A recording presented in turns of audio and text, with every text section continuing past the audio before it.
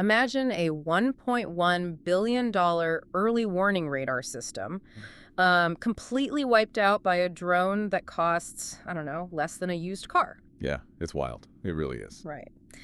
Today, we are bringing you into a deep dive on how a live beta test of warfare in the Middle East is fundamentally breaking these century-old assumptions about American military power. And how that exact realization is sending these massive shockwaves all the way to the coast of China. Exactly, because when you sit down to look at global security, it's really tempting to view the world as these isolated boxes, right? You have the Middle East box over here, the Asia-Pacific box over there. Neat little compartments. Right. But the messy, complicated reality that we're going to explore with you today is that global security is actually like a massive, highly precarious game of Jenga. Yeah. Okay, let's unpack this. You cannot pull a block from the Middle East without making the Asia-Pacific tower wobble. That's a great way to put it. The friction of pulling one block out inevitably shifts the weight of literally everything else resting on top of it. Yeah. What we are looking at are real-time data and intelligence assessments that they're forcing military planners to completely rethink their assumptions. A live, active conflict in the Gulf is fundamentally altering the military calculus on the complete opposite side of the world, specifically regarding China and Taiwan. And just as a quick caveat for you before we get too deep into this, we are looking strictly at the raw military calculus and data from these intelligence analysts. Right, the on-the-ground facts. Exactly. This isn't about taking a political side or, endorsing a specific foreign policy. It's about mapping out the actual pieces on the board impartially so you can see how the game is actively being played. Because the game is definitely changing. It is. So to understand why defense analysts are suddenly so spooked about the Asia-Pacific, we have to look at what is actively happening in the Middle East right now. According to recent intelligence analysis, the numbers are, they're genuinely staggering. Yeah, they are. Since the U.S.-Israeli campaign against Iran began back on February 28th, at least 11 U.S. military bases or installations in the Middle East have been damaged by Iranian missile and drone attacks. And we really need to put that number 11 into perspective, because it sounds small, but that represents roughly half of all U.S. military installations in that entire region. Wow, half. Yeah. 50% of the footprint has taken a direct hit. Which is just a massive scale of damage, and it goes way beyond, broken windows and cracked pavement. The financial and strategic costs are astronomical. Oh, absolutely. Intelligence briefings detailed the destruction of a $1.1 billion early warning radar near Dahal, Qatar. Over $1 billion for one single piece of equipment just gone. Mm-hmm. And on top of that, there's estimated $200 million in damage to the U.S. Navy's 5th Fleet headquarters in Bahrain. And you have to remember, the 5th Fleet headquarters is not some remote exposed outpost of the desert. That is the nerve center of U.S. naval operations in the Middle East. It is theoretically one of the most heavily fortified, heavily monitored locations on the planet. Its defenses are designed to track and intercept these sophisticated high-altitude ballistic missiles. Which brings me to this crazy dynamic we are seeing. Instead of a high-altitude ballistic missile, they're being hit by cheap, low-flying drone swarms. Right. It honestly reminds me of a heavyweight boxer going up against a swarm of bees. The boxer hits incredibly hard, but he simply cannot move fast enough or swing wildly enough to stop 1,000 tiny, cheap threats from overwhelming him. What's fascinating here is that it fundamentally breaks a century-old assumption about power projection. How so? Well, for decades, the assumption was that military strength meant establishing a massive static footprint. You pour millions of tons of concrete, you build these 2-mile-long runways, you set up massive radar arrays that literally look like multi-story buildings. Yeah, big imposing targets. Exactly. But what this beta test in the Gulf reveals to you is a terrifying asymmetry in modern warfare. The cost-to-damage ratio heavily favors the attacker now. Right, because of the drones. Right. If half the bases in a highly fortified region can be successfully hit by a regional power utilizing cheap drone and missile swarms, it essentially proves that static military bases are incredibly difficult to defend. It's just brutal math. I mean, you have a $1 billion radar designed to see a missile in the stratosphere being blinded or destroyed by a $20,000 drone flying 100 feet off the ground. Exactly. And analysts are taking this exact math and applying it directly to the Pacific. Senior defense researchers have pointed out that these moves by Iran highlight the very real possibility that China would target U.S. bases across the Asia-Pacific in a Taiwan scenario. And some analysts take it even further, stating bluntly that China is capable of inflicting far greater and more precise damage on U.S. bases in Asia than Iran has managed to do in the Middle East. Well, yeah. When the heavyweight boxer realizes he's getting stung to death, he has to call in reinforcements. He has to grab whatever armor he can find to cover his vulnerabilities. Which triggers the next massive domino to fall. If these bases in the Middle East are taking heavy hits, the military has to respond by sending in localized missile shields to stop the bleeding. Right, they have to plug the holes. Exactly. But the U.S. military, as vast as it is, does not have an infinite supply of high-end anti-missile systems just sitting in a warehouse somewhere. No, they don't. So the Pentagon is executing a massive, ongoing redistribution of U.S. military assets straight out of East Asia and into the Middle East. Yeah, the asset shuffle. Right. The USS Abraham Lincoln Carrier Strike Group, for example, has been operating in the Arabian Sea since late February for Operation Epic Fury. But it goes way beyond just moving ships around. The Pentagon has physically moved components of a TIE anti-missile system and Patriot interceptors entirely out of South Korea to bolster defenses in the Gulf region. And we really should highlight how big of a deal that is. Moving a THAAD system, which stands for Terminal High Altitude Area Defense, is a monumental logistical undertaking. It's not just packing up a truck. Not at all. Yeah. This is not a truck you just put in, drive, and roll down the highway. A single THAAD battery involves heavy launch vehicles, massive generators, a specialized radar system that's the size of a bus and requires intense cooling infrastructure. Wow. Yeah, and roughly 100 specialized personnel just to operate it. Uprooting this from the Korean Peninsula requires realigning fleets of C-17 transport planes. That's insane. And more importantly, it rips a highly specific geographic hole in the Indo-Pacific early warning architecture. Okay, I have to push back a little here because the logic seems incredibly risky to me. Go for it. If the U.S. is actively pulling the exact missile shields, like the THAAD and Patriot systems, that a frontline ally like South Korea absolutely relies on for survival against a nuclear-armed North Korea, I mean, aren't we just leaving the geopolitical backdoor wide open in Asia? If the goal is to deter China and North Korea, pulling your best shield out of their backyard seems like an open invitation for aggression. This raises an important question, and it really captures the central strategic dilemma of a two-front distraction. The U.S. is caught in a terrible bind here. Right. You have active incoming fire in the Middle East, taking out billion-dollar assets. You absolutely must defend them. But by pulling the shield from Asia, you create two distinct problems. Yeah. The physical vulnerability is obvious, right? Yeah. The literal gap in the radar. Exactly. But the second problem, and perhaps the more damaging one long-term, is the psychological friction it causes with your allies. Deterrence is largely built on trust and perceived reliability. Which perfectly explains the reaction from Seoul. The South Korean president actually addressed this in a cabinet meeting recently. Oh, he did? Yeah, he acknowledged the redeployment of the THAAD system and admitted, remarkably candidly, that Seoul had explicitly expressed its opposition to the move.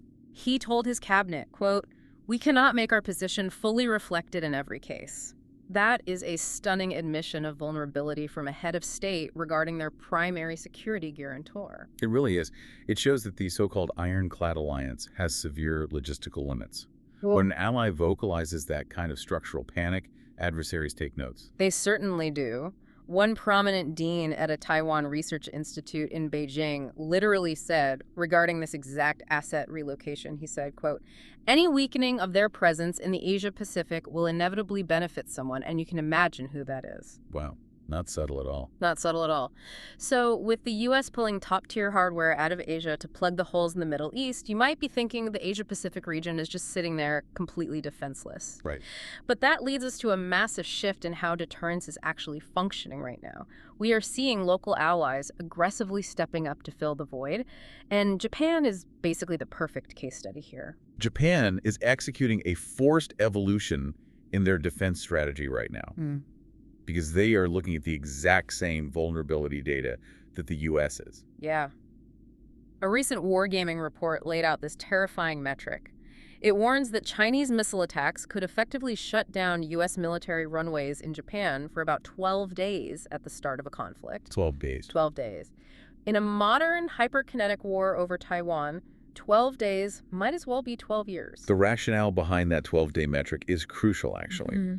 When a massive concrete runway is hit by a barrage of ballistic missiles, it takes significant time to clear the unexploded ordnance, pour rapid-setting concrete into all the craters, and then recertify that 2-mile stretch of tarmac for a highly fragile, multi-million-dollar fighter jet to land on. Right, it's not a quick patch job. No.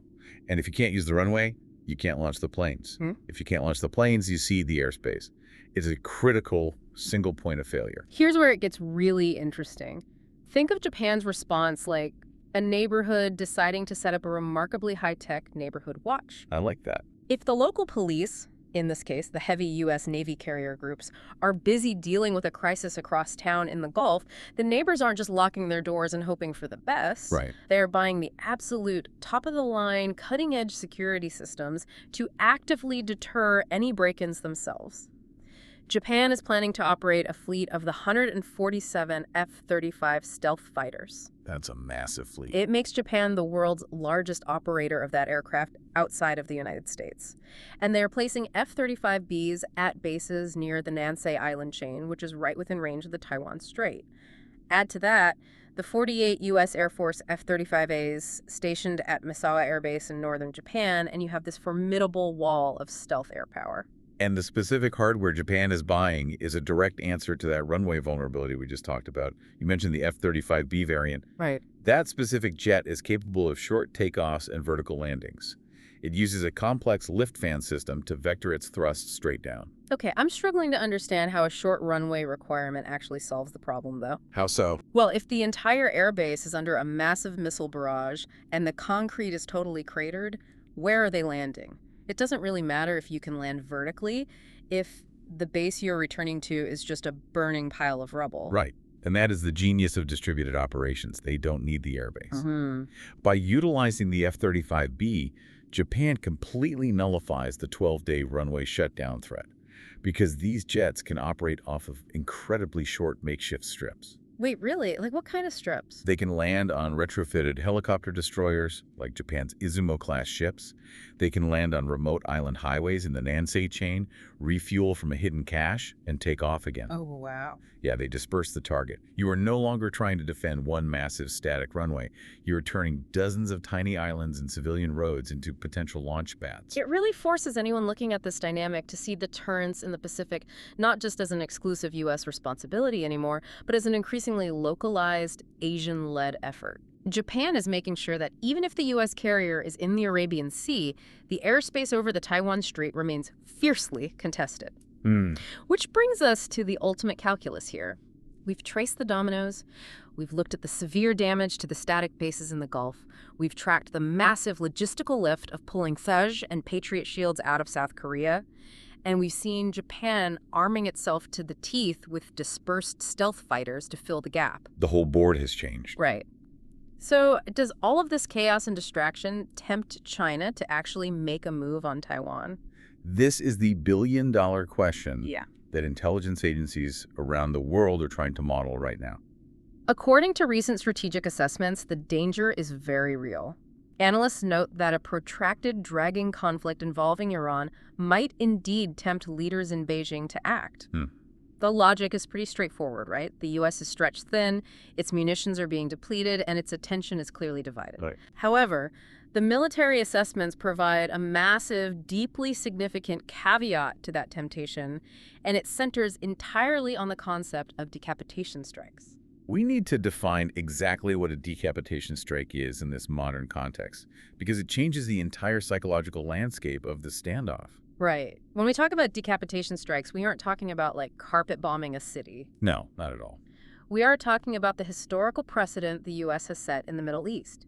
Using over-the-horizon intelligence to track a specific military leader's cell phone, and then using a Reaper drone to put a kinetic Hellfire missile through the roof of their moving car. Exactly like the strike on Iranian General Qasem Soleimani a few years ago. Exactly.